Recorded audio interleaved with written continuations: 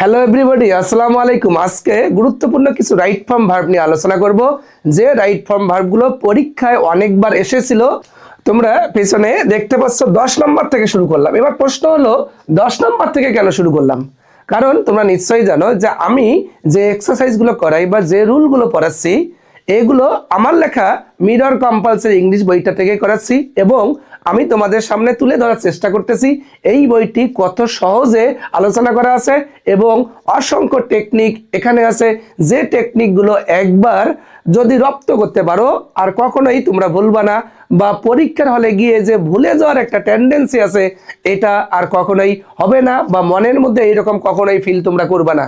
ওকে, তোমরা 10 নম্বরে দেখতে পাচ্ছ এই রুলটাও খুব ইম্পর্টেন্ট, অনেকবার এসেছিল যে as well as, along with, together with, accompanied by অথবা উইথ আছে, এসব ওয়ার্ডযুক্ত বাক্যটি প্রথম সাবজেক্ট অনুযায়ী হয়। প্রথম সাবজেক্ট অনুযায়ী তার মানে এটা বোঝাচ্ছে যে এই সেন্টেন্সে দুটি সাবজেক্ট থাকবে।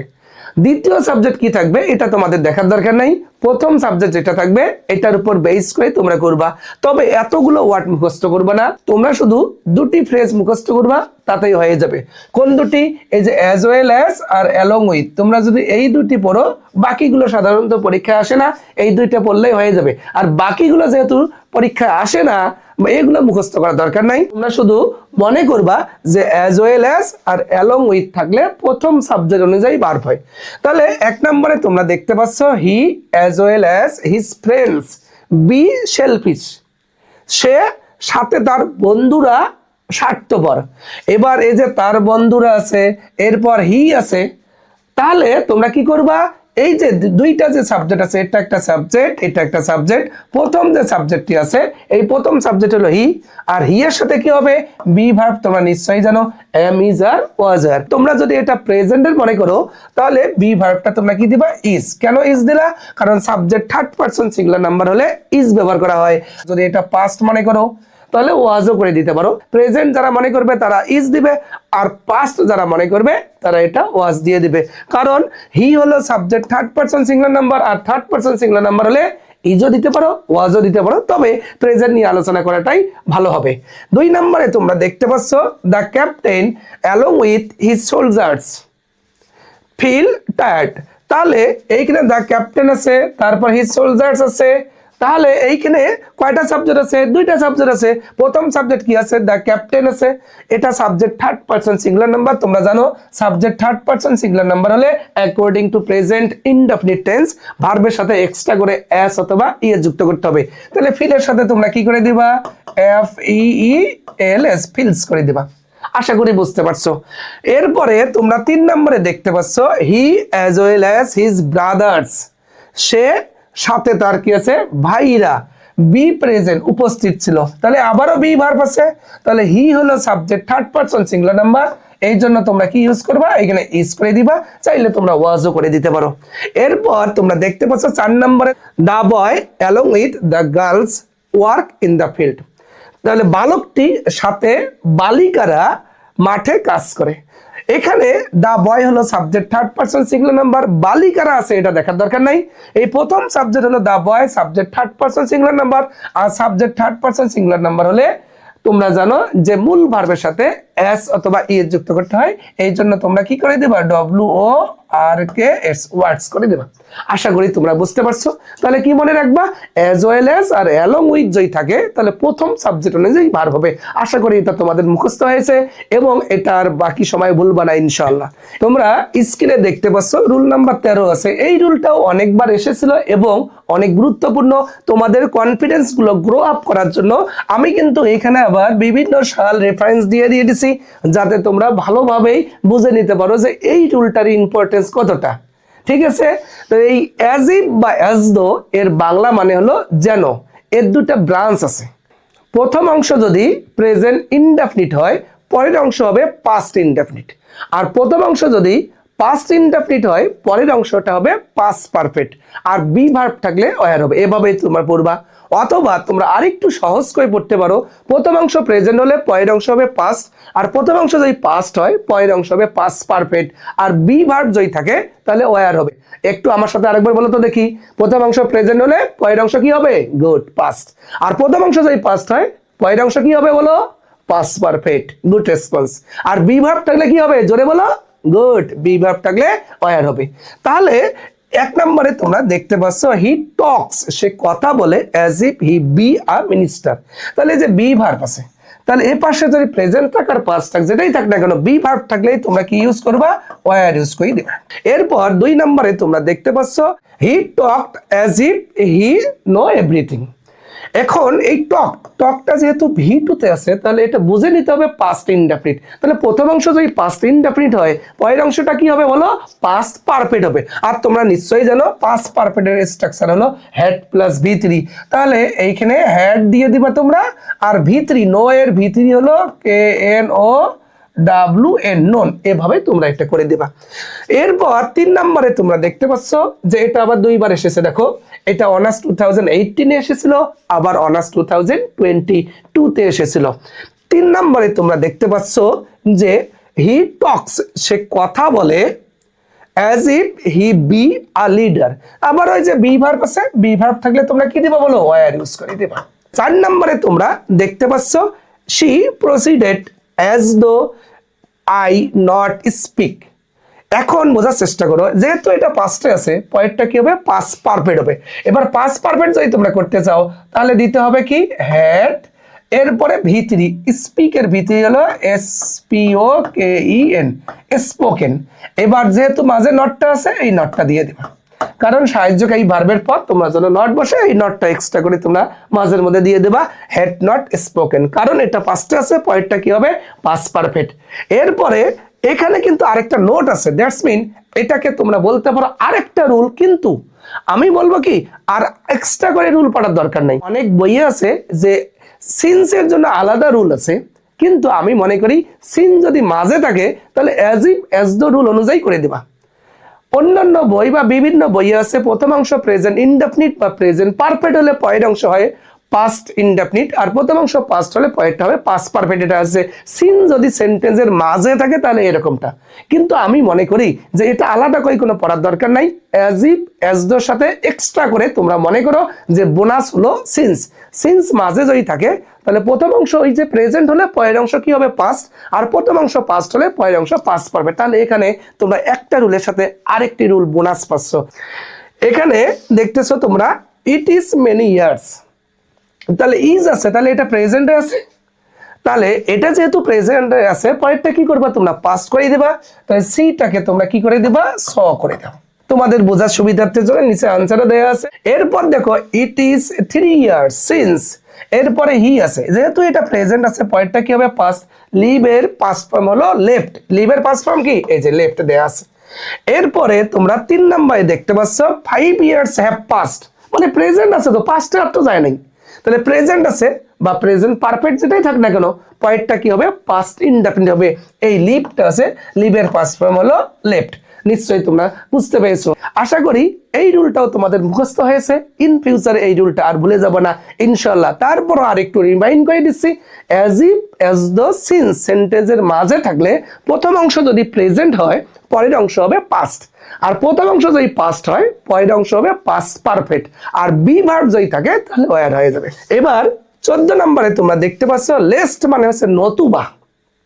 সাধারণত বইয়ের মধ্যে এভাবেই লেখা থাকে, অথবা বাজারে প্রচলিত যে বইগুলো আছে এভাবেই লেখা আছে যে subject verb object less subject should oblique mite plus V1 বা বেস ফর্ম প্লাস বাকি অংশ। এভাবে যখন তোমরা পড়বা তখন তোমাদের মুখস্থ হবে, কিন্তু কিছুক্ষণ পর বা কয়েকদিন পর আবার ভুলে যাবা। তবে এইখানকার একটা ম্যাজিক আছে। কি ম্যাজিকটা আছে, তোমরা মনে করবা যে লেস্ট যখন থাকবে, লিস্টের পরে সাবজেক্ট তো আমাদের লিখতে হয় না, আমাদের কি লিখতে হয়, ভার্ব লিখতে হয়। আর ভার্বটা হবে শুড বা মাইট প্লাস V1। এই যে শুড বা মাইট প্লাস V1, V1 বলতে বেস ফর্ম বোঝাচ্ছে। তাহলে শুড বা মাইট কখন ইউজ করা, ইচ্ছা মতো যখন তোমাদের মনে হবে শুড ইউজ করবা, আর যখন তোমাদের মাইট ইউজ করার ইচ্ছা হবে তখন তোমরা মাইট ইউজ করবা। তাহলে লিস্টের পর কি হবে বলো, লিস্টের সামনে কি আছে এটা না দেখে তোমরা কি করবা, লিস্টের পর শুড বা মাইট প্লাস V1 হবে। দেখো এখানে টেকনিকটাও দেয়া আছে। এইরকম অসংখ্য টেকনিক মিরর কম্পালসরি ইংলিশ বইটিতে আছে, তোমরা চাইলে নিতে পারো। এবার আমরা এক্সাম্পল গুলো নিয়ে একটু আলোচনা করি।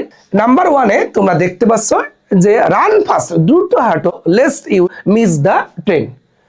এখানে তোমাদের এই সামনে যেটা আছে এটা দেখার দরকার নেই, তোমাদের পরে কি করতে হবে দেখো, এই যে লেস্টের পরে কি হবে, শুড বা মাইট প্লাস বি ওয়ান, ইচ্ছে মতো দিয়ে দেবা, শুড মিস দিলেই হয়ে যাবে। কারণ আমি বলছি লেস্টের পর কি হবে, শুড বা মাইট, আমাদের শুধু ভার্ব লিখলেই হবে কিন্তু, আর বাকি যে সাবজেক্ট আছে বা অন্যান্যগুলো এগুলো লিখতে হবে না, জাস্ট শুধু শুড বা মাইট প্লাস ভি ওয়ান। এরপর 2 নম্বরে দেখতে পাচ্ছ ওয়ার্ক হার্ড, কঠোর পরিশ্রম করো, lest you fail in the exam. তাহলে লেস্টের পরে কি হবে, শুড বা মাইট প্লাস বি ওয়ান, তাহলে তোমরা এখানে কি দেবা, শুড ফেইল করে দিবা। আশা করি তোমরা বুঝতে পারছো। এরপর তোমরা 3 নম্বরে দেখতে পাচ্ছ হি র্যান ফাস্ট, সে দ্রুত দৌড়ায়, আবারও লেস্ট আছে, লেস্টের পরে কি হবে বলো, গুড, শুড বা মাইট প্লাস বি ওয়ান হবে, ওই একই কথা। হ্যাঁ, শুড মিস, আশা করি এই রুলটা খুব ইম্পর্টেন্ট, অনেকবার এসেছিল, তোমাদের সময় আসবে আশা করি। 4 নম্বরে তোমরা দেখতে পাচ্ছ যে walk fast lest you miss the train, আবারও আসছে, লেস্ট আছে, এরপরে কি দেবা তোমরা, শুড বা মাইট প্লাস বেনে শুড, তারপরে দিয়ে দিবা তোমরা মিস দিয়ে দিবা, তাহলে হয়ে যাবে। এরপর 5 নম্বরে সেই ম্যাচ আছে যে ওয়াক ফার্স্ট, এবার lest you miss the bus, আবার ওই একই আছে, তাহলে শুড বা মাইট প্লাস বি ওয়ান। মনে রাখবা লেস্টের পরে কখনোই নেগেটিভ হয় না, তবে অর্থগুলো সবসময় নেগেটিভ হয়।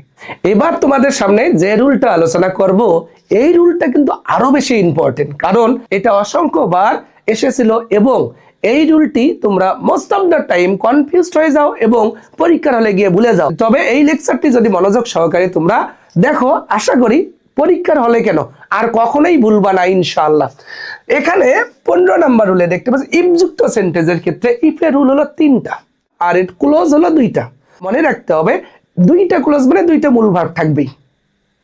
দেখো ইফের সঙ্গে যদি প্রেজেন্ট হয়, তোমরা মনে রাখবা প্রেজেন্ট মানে প্রেজেন্ট ইনডেফিনিট, পাস্ট মানে পাস্ট ইনডেফিনিট। ইফের সাথে যদি প্রেজেন্ট হয়, তোমরা কি করবে, এই সাবজেক্ট থেকে শুরু করে এই শ্যাল পর্যন্ত এগুলো কোনো কিছুই মুখস্থ করবে না, শুধু মনে রাখবা উইল প্লাস বি ওয়ান।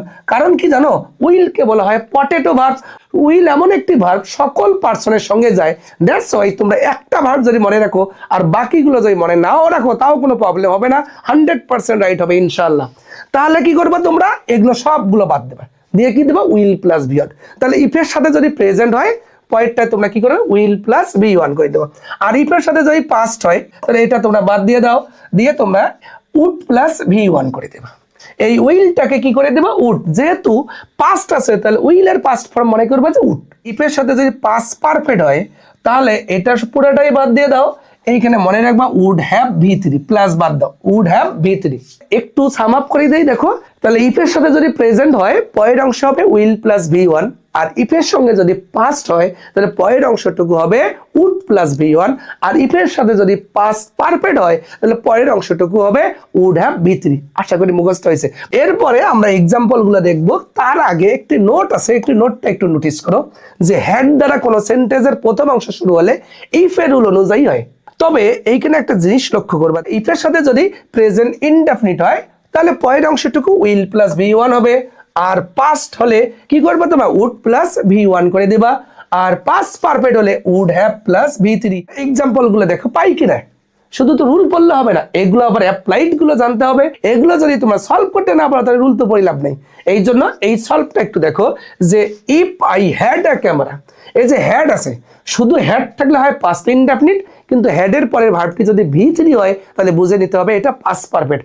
ইফের সাথে পাইছি আমরা পাস্ট ইনডেফিনিট, তাহলে পয়েন্টটা হবে would plus V one, would take করে দাও, এভাবে তোমরা করতে পারো। এরপর ইফ ইউ ট্রাই, তাহলে এটা কিসে, ট্রাইটা প্রেজেন্ট আছে, এর পাস্ট ফর্ম হলো ট্রাইট, তাহলে প্রেজেন্ট আছে, পয়েন্টটা কি করে দিবা, উইল প্লাস ভি ওয়ান করে দিবা। তাহলে তোমরা এখানে দিবা যে উইল সাকসিড করে দেবা। তবে অনেকে আবার মনে করে সাকসেস বলে, কিন্তু আসলে না। আবার অনেকে মনে করে এটা ভি টু তে আছে, আসলে না।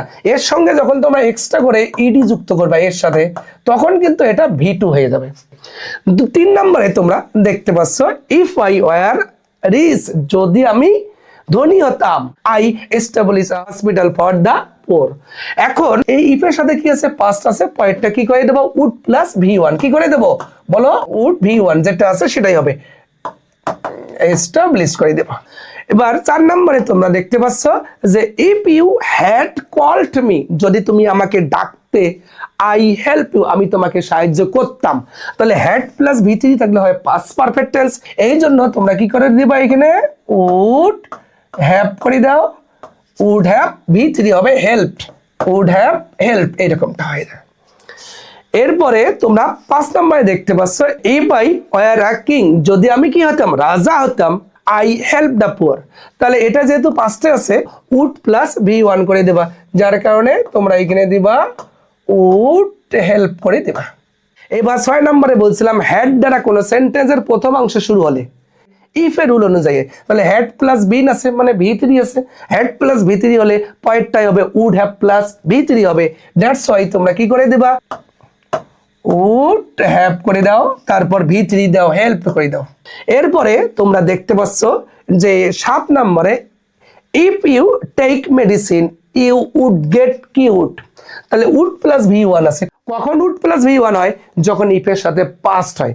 তাহলে এইখানে যে আমাদের কি আছে, টেক আছে, এটা V1 এ আছে, তাহলে এই টেকটাকে তোমরা কি করে দিবা, টুক করে দিবা, কারণ ইফের সাথে পাস্ট হলে পরেরটা হবে উড প্লাস V1 হবে এইরকমটা। এরপরে তোমরা 8 নম্বরে দেখতে পাচ্ছ যে ইফ ক্যারেক্টার ইজ লস্ট, যদি ক্যারেক্টার কি করে যায়, হারিয়ে যায়, তাহলে অল বি লস্ট, সবকিছু কি করে হারিয়ে যাবে। তাহলে ইফের সাথে কি আছে, প্রেজেন্ট ইনডেফিনিট আছে, পরেরটা কি করে দাও, উইল প্লাস V1। তাহলে অল এর সাথে তোমরা শুধু একটাই মনে রাখবা, উইল, বিটা হয়ে যাবে। এরপর দেখো কি আছে, if I be you I would help her, মানে আমি যদি তুমি হতাম তাহলে আমি তাকে সাহায্য করতাম, তাহলে উড প্লাস V1 আছে। আর উড প্লাস V1 যখন হবে তখন ইফের সাথে কি হবে, পাস্ট হবে। একটু উল্টা করি ভাবো, তাহলে হয়ে যাবে। তবে মনে রাখবা, অসম্ভব বা বেসম্ভব কল্পনা যদি বোঝায়, তাহলে বি ভার্ব সবসময় ওয়ার ব্যবহার করা হবে। আই এর সাথে যদিও ওয়াজ ব্যবহার করা হয়, কিন্তু এটা আমি যদি তুমি হতাম, এটা তো পসিবল না, কোয়াইট ইম্পসিবল। এই জন্য এটা অসম্ভব কল্পনা বোঝাচ্ছে, যার কারণে বি ভার্ব তোমরা কি করে দিবা, ওয়ার করে দিবা। এরপর 10 নম্বরে তোমরা দেখতে পাচ্ছ যে if you had studied regularly, তাহলে ইফের সাথে কি আছে, হ্যাড প্লাস V3 মানে পাস্ট পারফেক্ট আছে, পরেরটা কি হবে, উড হ্যাভ পাস্ট। এবার ইফ হি কেম, যদি সে আসতো তাহলে আমি যেতাম, এইরকমটা। এটা যেহেতু পাস্টে আছে, পরেরটা উড প্লাস V1 করে দাও, তাহলে দিয়ে দাও উড গো করে দাও। আশা করি বুঝতে পারছো।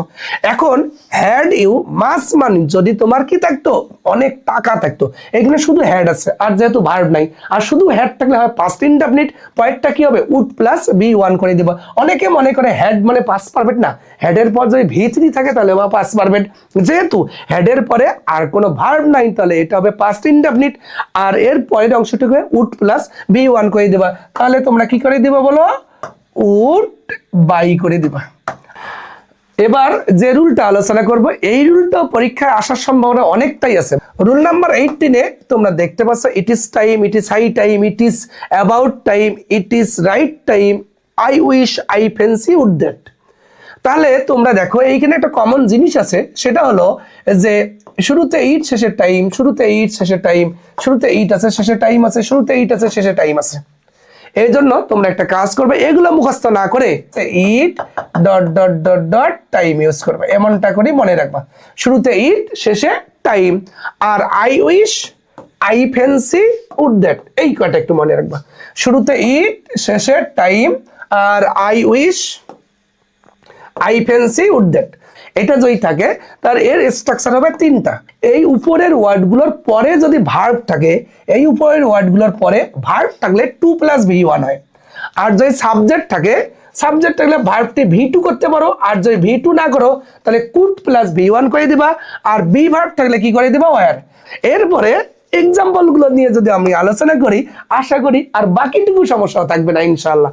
দেখো এইখানে তোমরা দেখতে পাচ্ছ যে ইট ইজ হাই টাইম, এদের পরে কি আছে, সাবজেক্ট আছে, এদের পরে সাবজেক্ট আছে, এদের পরে সাবজেক্ট আছে। এই যে হাই টাইমটাই দেখো 3-4 বার আসছে। এইখানে তোমাদের সুবিধার্থের জন্য দেখো একটা রুলের উপর 13টা এক্সাম্পল, এবং সবগুলোই প্রিভিয়াস কোয়েশ্চন নিয়ে আলোচনা করছে। তাহলে দেখো তোমাদের জন্য কতটা পরিশ্রম করে এই বইটি তৈরি করছি, যাতে তোমাদের কষ্টের একটি টাকাও নষ্ট না হয়ে যায় এবং কোনো টিচারের কাছে দৌড়াদৌড়ি করতে না হয়, যদি এই মিরর কম্পালসারি বইটি তোমাদের পাশে থাকে। এবার দেখো যে শুরুতে ইট শেষে টাইম, শুরুতে ইট শেষে টাইম, শুরুতে ইট শেষে টাইম, আচ্ছা আবার আছে শুরুতে ইট শেষে টাইম। তাহলে এদের পরে সাবজেক্ট আছে, এদের পরে কি আছে বলো, সাবজেক্ট আছে, তাহলে পরের ভার্বটা তোমরা চাইলে ভি2 করতে পারো। এই সার্ভের সাথে একটা ডি যুক্ত করতে পারো, তোমরা চাইলে লাভের সাথে একটা ডি যুক্ত করতে পারো, চেঞ্জের সাথে একটা ডি যুক্ত করতে পারো, অথবা ফিনিশের সাথে তোমরা চাইলে ইডি যুক্ত করে দিতে পারো। আর যদি তোমরা না চাও তাহলে কুড সার্ভ অথবা কুড লাভ অথবা কুড চেঞ্জ অথবা কুড ফিনিশ, তাহলে এদের পরে কি থাকবে, যদি সাবজেক্ট থাকে তাহলে পরের ভার্বটা হবে ভি2 অথবা কুড প্লাস ভি1 হবে। আর এই যে দেখো এদের পরে কি আছে, সাবজেক্টে যে আই উইশ, তারপর উড দ্যাট, তারপর আবারও কি আছে শুরুতে ইট, শেষে টাইম চেঞ্জ আছে, তারপরে যে উড দ্যাট আছে, এই যে এরপরে দেখো সাবজেক্ট আছে, এই যে সাবজেক্ট আছে, এই যে এদের পরে সাবজেক্ট আছে, তাহলে সবগুলো ভার্বেই কি হবে ভি2 অথবা কুড প্লাস ভি1। তাহলে তোমরা এটা গোটাকে তোমরা কি করে দিতে পারো, ওয়েন করে দিতে পারো, অথবা চাইলে তোমরা কি করে দিতে পারো, কুড গো করে দিতে পারো। এরপরে তোমরা কুড সেন্স অথবা শুধু সেন্স দিতে পারো, কুড কাম অথবা শুধু কেইম করে দিতে পারো। এরপরে দেখো এই যে এদের পরে সাবজেক্ট আছে, পরে ভার্বটা ভি2 রিড অথবা রিডের ভি2 কিন্তু রেড, এখন রেডটাকে রেড করতে পারো অথবা তোমরা কুড রিড করে দিতে পারো, সিংটাকে তোমরা স্যাং করতে পারো অথবা কুড সিং করে দিতে পারো। এদের পরে যদি বি ভার্ব থাকে তাহলে কি বলছি, ওয়ার, বি ভার্ব থাকলে কি করে দিবা তোমরা, ওয়ার করে দিবা। এই যে দেখো I wish, I fancy, would that, এরপরে সাবজেক্ট আছে তাহলে কুড আর টার্ন করে দিতে পারো। এবং আরো যাতে ভালো বুঝতে পারো এই জন্য নিচে আবার আনসার গুলো টাইপ করে দিয়ে দিছি। আমি আশা করি আজকের যে রুলগুলো আলোচনা করছি এই রুলগুলো যদি তোমার মনোযোগ সহকারে দেখে থাকো তাহলে আমি আশাবাদী যে তোমাদের রুলগুলো মুখস্থ হয়ে গেছে। আশা করি তোমাদের 1 সেকেন্ড টাইমও নষ্ট হয় নাই। তোমরা খুব ভালো থাকো। আল্লাহ হাফেজ।